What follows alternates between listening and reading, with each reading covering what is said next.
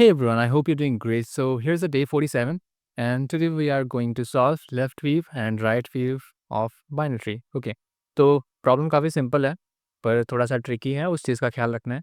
और जैसे कि तुम देख पा रहे हो इस प्रॉब्लम को कि तुम्हारी काफ़ी सारी कंपनीज से पूछ रखा है, एक्वालाइट, अमेजोन, फ्लिपकार्ट और बहुत सारी कंपनीज ने। तो ये साइड पे इसको देख लेना, नोट डाउन कर लेना चाहे तो। और पहले हम समझ लेते हैं कि लेफ्ट वीव और राइट वीव का मतलब क्या है बाइनरी में, ठीक है। तो किसी भी टाइप का कन्फ्यूजन तुम्हारा नहीं रहेगा।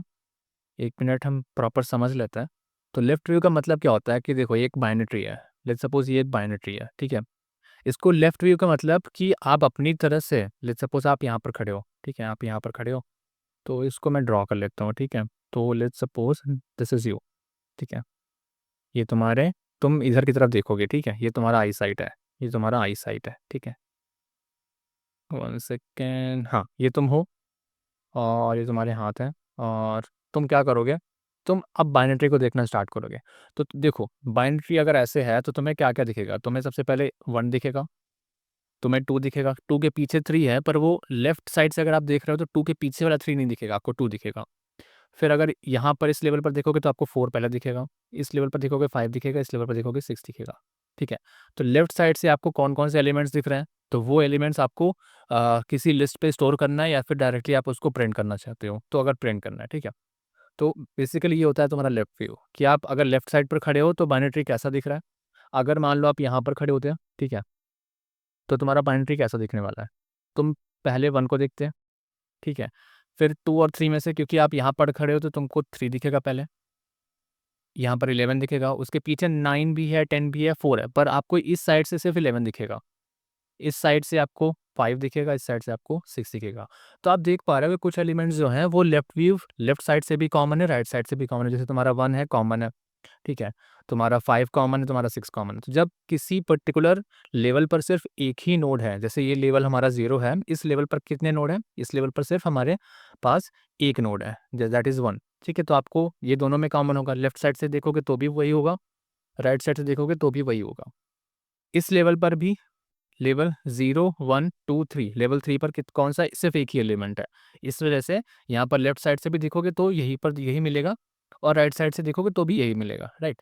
तो पर अगर एक से ज़्यादा एलिमेंट होते हैं, तो उस कंडीशन पे हमें उस लेवल का कौन-सा एलिमेंट लेना है, कैसे चीज़ें काम कर रही हैं, उस चीज़ को हमें अपने प्रॉब्लम में, अपने सॉल्यूशन में जैसे भी आप उसको मतलब जब आप इसका अप्रोच डेवलप करोगे तो वो चीज़ आपको ख़्याल करके चलना पड़ेगा।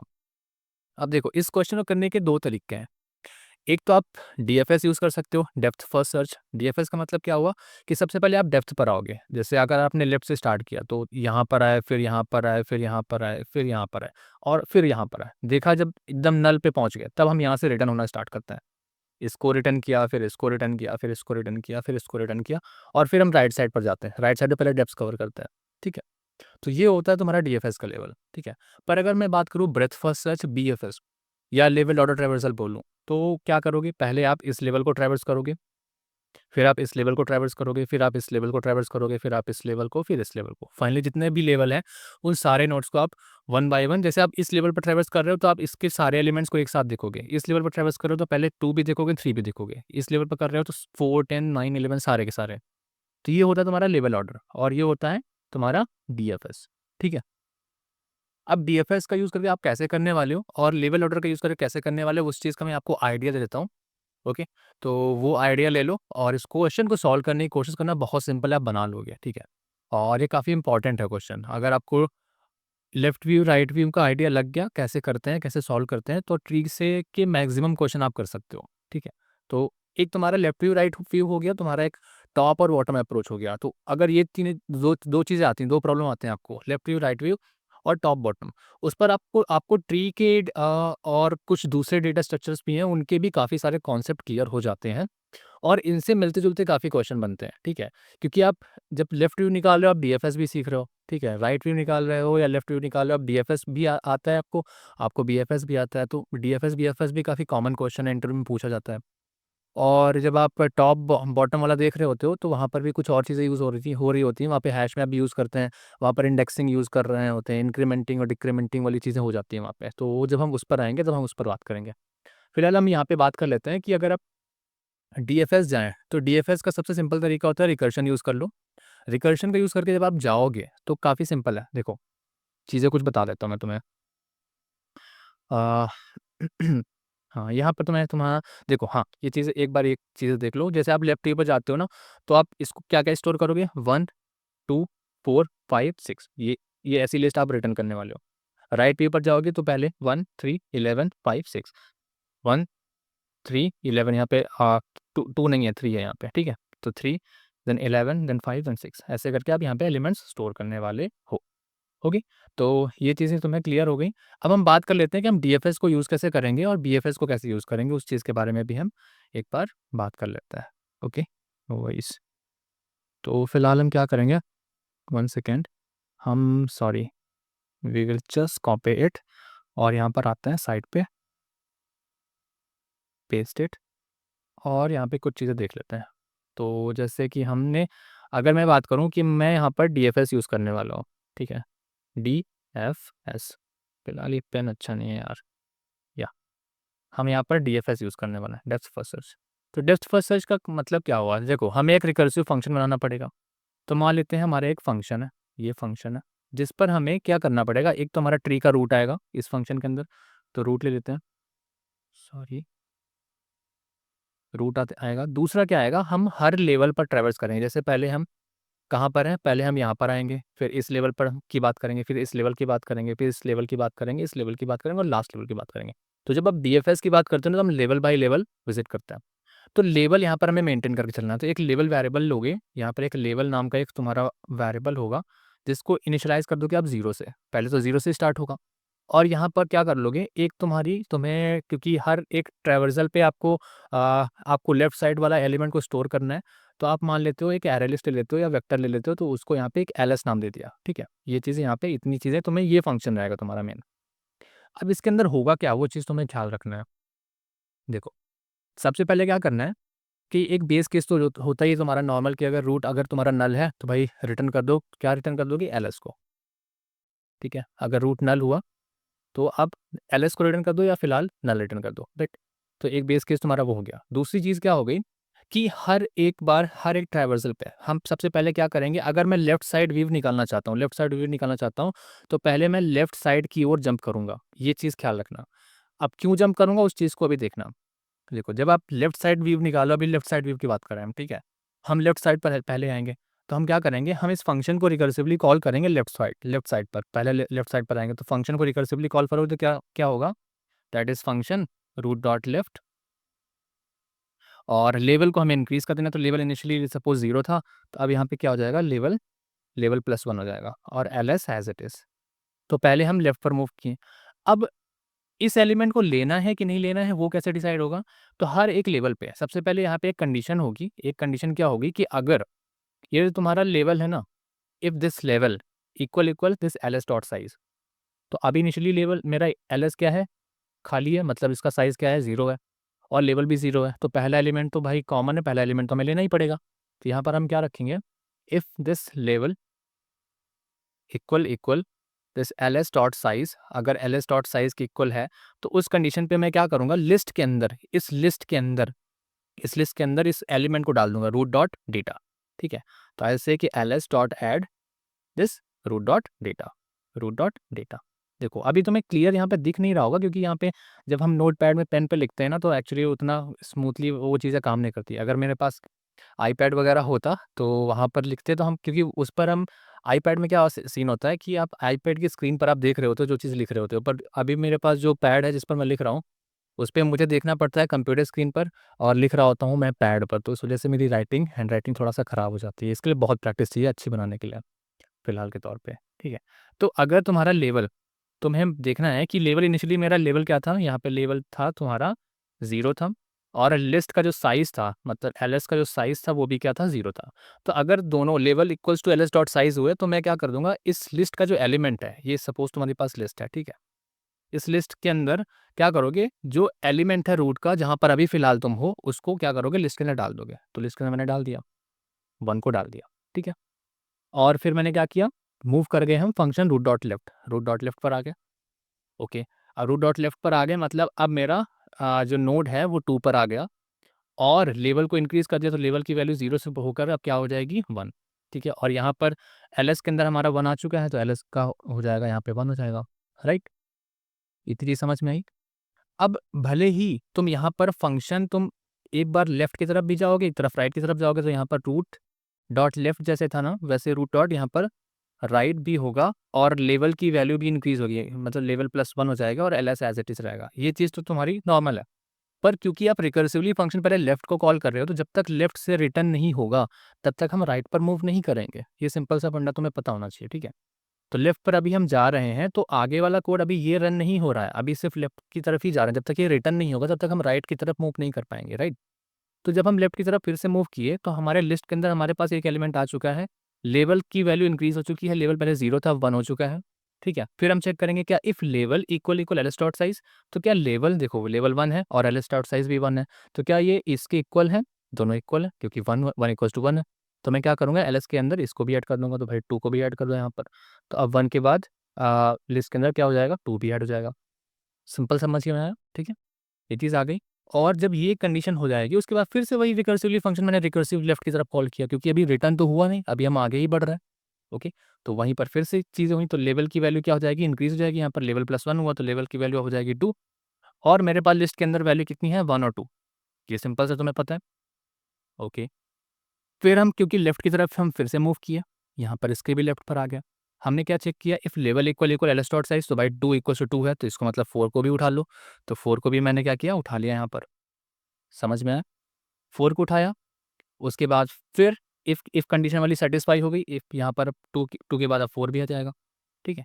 फिर वही लेफ्ट साइड पर अभी भी इसके लेफ्ट साइड पर भी है एलिमेंट, तो फिर भाई इसके लेफ्ट फिर इसके लेफ्ट साइड सॉरी इसके लेफ्ट साइड में मूव किया तो लेफ्ट साइड पर भाई कुछ नहीं है। तो जैसे ही मुझे पता चला कि लेफ्ट साइड पर कुछ नहीं है, तो मैं यहाँ से रिटर्न मार दूँगा। तो यहाँ पर रिटर्न जो होगा कि मैं एक बेस केस यहाँ पर रखूँगा कि इफ रूट इक्वल नल, अगर रूट नल हो जाता है तो वो रिटर्न हो जाएगा। सिंपल सा मुझे रिटर्न कर देना है, ठीक है? तो यहाँ पर एक बेस केस हो जाएगा तुम्हारा बेस केस, यहाँ पर लिख नहीं पा रहा हूँ, फिलहाल आप समझ जाओ, ठीक है? तो जैसे ही हम यहाँ से रिटर्न मारते हैं, तो फिर क्या होगा, अब क्योंकि यहाँ पर इसके लेफ्ट पर अभी हम मूव किए थे, तो सेकंड ऑप्शन क्या है, मुझे इसके राइट पर मूव करना पड़ेगा। तो यहाँ से तुम्हारा राइट वाला फंक्शन अब रन होना स्टार्ट होगा। समझ में आया? तो जब आप इसके राइट पर मूव करोगे, तो आप अभी आपका लेवल क्या था, 2 था, ठीक है? अब आपने लेवल को इंक्रीज़ किया और रूट के राइट पर आ गए, तो अब इसके राइट पर आ गए और लेवल की वैल्यू भी आप इंक्रीज़ हो जाएगी, तो लेवल की वैल्यू 2 से अब क्या हो जाएगी, 3 हो जाएगी। सिंपल समझ में आया? और फिर हम क्या करेंगे, फिर हम चेक करेंगे क्या if level equal LS dot size, तो भाई यहाँ पर 3 है, एलएस के अंदर भी एलिमेंट भी 3 है, तो क्या हाँ, इसके इक्वल है, तो इसके इक्वल है तो भाई इसको भी ऐड कर लो, लिस्ट के अंदर 5 भी आ जाएगा। समझ में आया? ओके, अब क्या करेंगे, अब फिर से क्या होगा, जब ये चीज़ें हो गई, तो फिर हम यहाँ पर चेक करेंगे क्या रूट डॉट लेफ्ट, क्या इसके लेफ्ट पे कोई है? नहीं है भई, तो फिर से रिटर्न हो गए, तो यहाँ से रिटर्न मारे और फिर हम चेक करेंगे क्या राइट की तरफ है कोई एलिमेंट, तो राइट की तरफ क्योंकि एलिमेंट है, तो रिकर्सिवली मैंने राइट वाले फंक्शन को कॉल किया। राइट वाले फंक्शन को कॉल किया तो इसका लेवल का साइज़ फिर से इंक्रीज़ हो जाएगा क्योंकि यहाँ लेवल +1 कर दिए हम और एलिमेंट हमारे पास 4 हैं ही 1, 2, 4 और यहाँ पर 5 भी था, 5 भी नेक्स्ट वाला आ गया था, तो इसका साइज़ भी 4 हो गया और लेवल नंबर भी 4 हो गया। तो इस कंडीशन पे मैं 6 को भी ले लूँगा, ठीक है? फिर मैं चेक कर रहा हूँ, फिर इसके लेफ्ट पे भी नहीं है, राइट पे भी नहीं है, तो यहाँ से रिटर्न मारेंगे। इसके लेफ्ट और राइट वाले ऑलरेडी हो चुके हैं, तो यहाँ से भी आ गए, यहाँ से भी आ गए। फिर हम देख रहे हैं कि भाई इसका तो राइट अभी बचा ही है ना, तो जब इसका राइट बचा है तो यहाँ पर फिर से आएँगे राइट पे। पर यहाँ पर तुम देखो, हमारे पास एलिमेंट कितने हैं? लेवल की वैल्यू हम जैसे इंक्रीज़ करेंगे तो लेवल हो जाएगा हमारा 5, समझ रहे हो?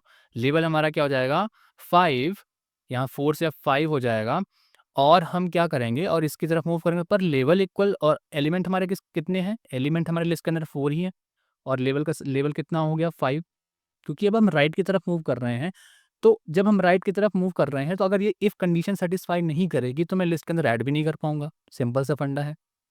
तो इससे आप क्या समझ में आता है? इससे आपको ये समझ में आता है कि अगर आप लेफ्ट से पहले स्टार्ट करते हो, तो डीएफएस का यूज़ करके आप सारे के सारे लेफ्ट एलिमेंट्स को आप लिस्ट के अंदर स्टोर कर सकते हो और जब आप राइट की तरफ रिकर्सिवली मूव करते हो, तो उस टाइम पर तुम्हारा लेवल और जो पर्टिकुलर एलिमेंट है, लिस्ट का जो साइज़ है, वो मिसमैच करेंगे। इस वजह से हम राइट वाले एलिमेंट्स को ले ही नहीं पाएँगे, ठीक है? और ऐसे करते-करते जब आप पूरे के पूरे ट्री को भी ट्रैवर्स कर जाओगे ना, तो भी कोई भी एलिमेंट एलएस डॉट साइज़ और तुम्हारे लेवल के इक्वल नहीं होगा और दैट इज़ द रीज़न कि हमें लेफ्ट व्यू बाइनरी ट्री का मिल जाएगा और इस तरीके से हम इसको सॉल्व कर सकते हैं।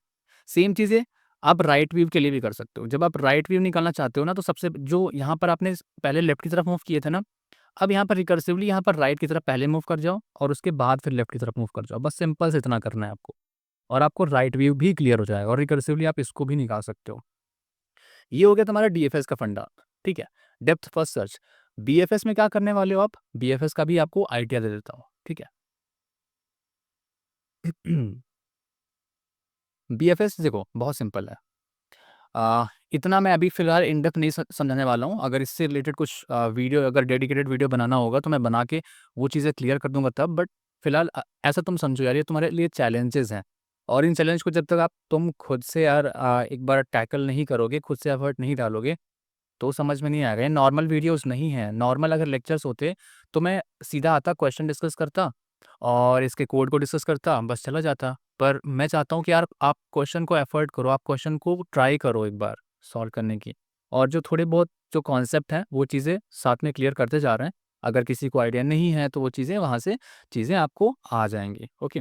बाकी इसके डेडिकेटेड वीडियोज़ हम जब इसके बाद देखो चैलेंजेस खत्म कर लेते हैं, उसके बाद फिर हम इसके डेडिकेटेड वीडियोज़ भी बनाएँगे। जो चीज़ें आपसे आपके डाउट्स हैं, जो चीज़ें आपको समझ में नहीं आ रही हैं, उसके डेडिकेटेड वीडियोज़ भी बनेंगे, कोई उसका प्रॉब्लम नहीं है। पर फिलहाल इसके ऑलरेडी काफ़ी सारे वीडियोज़ पड़े हुए हैं, यूट्यूब पर पड़े हुए हैं और भी काफ़ी जगह पर हैं, ठीक है? तो वो चीज़ें भी आप कर सकते हो। बाकी मैं इसके जो वीडियो जो सॉल्यूशन वीडियो हैं, वो भी मैं डिस्क्रिप्शन बॉक्स में डाल दूँगा, पर आप उसको मत देखना फ़िलहाल के तौर पर। आप जब खुद से ट्राई करोगे ना, तब चीज़ें बहुत सीखोगे, बहुत सारी चीज़ें सीखोगे। आप कोड किसी का देखो, किसी कोड को समझने की कोशिश करो, वहाँ से सीखने को मिलेगा।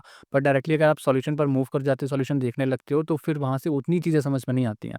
जैसे अभी मैंने आपको जो चीज़ें बताई हैं, मैंने क्लैरिटी दी है, आपको अप्रोच बताया है, कैसे क्या करना है। कोड को भी थोड़ा-सा मैंने इतना मॉडिफ़ाई, एकदम प्रॉपर कोड नहीं लिखा है, बस आइडिया दिया है। अब जब आप इसका खुद से कोड लिखने के लिए बैठोगे ना, तब बहुत सारी चीज़ें क्लियर होंगी, और ऐसे ही डीएसए सीखा जाता है। नॉर्मल सिर्फ वीडियो लेक्चर्स देख के डीएसए नहीं सीखा जा सकता, ठीक है? सॉल्यूशन वीडियो देख के डीएसए नहीं सीखा जा सकता, जब तक प्रैक्टिस नहीं करोगे खुद से नहीं हो सकता। हाँ, फिलहाल हम बीएफएस की बात कर लेते हैं, breath first search. Breath first search ये आप देखो बहुत नॉर्मल है। हमें सिर्फ क्या करना पड़ेगा, हमें एक क्यू डेटा स्ट्रक्चर लेना पड़ेगा। हर एक लेवल पर आओ, सबसे पहले देखो हमने एक क्यू बनाया, हमने एक क्या बनाया, क्यू बना दिया, ठीक है? इस लेवल पर आया, मैंने क्यू के अंदर एक एलिमेंट डाल दिया 1, पहले वाला एलिमेंट क्यू के अंदर डाल दिया। एक लूप लगाया जिस पर मैं बोलूँगा जब तक क्यू मेरा नल नहीं है, तब तक वो लूप चलेगा, सिंपल। पहले वाले क्यू का साइज़ निकाल लिया, तो क्यू का साइज़ मेरा क्या है? 1, क्यू का साइज़ मेरा 1 है। एक अंदर लूप लगाएँगे, फॉर लूप, जिस पर 0 से स्टार्ट होगा वो फॉर लूप और कहाँ तक जाएगा? क्यू डॉट साइज़ तक जाएगा। तो क्यू का साइज़ अभी फ़िलहाल क्या है? 1, तो 1 तक जाएगा। करेंगे क्या? अब जो क्यू का एलिमेंट है उसको पॉप किया, मतलब 1 को क्या किया? मैंने पॉप किया, सिंपल।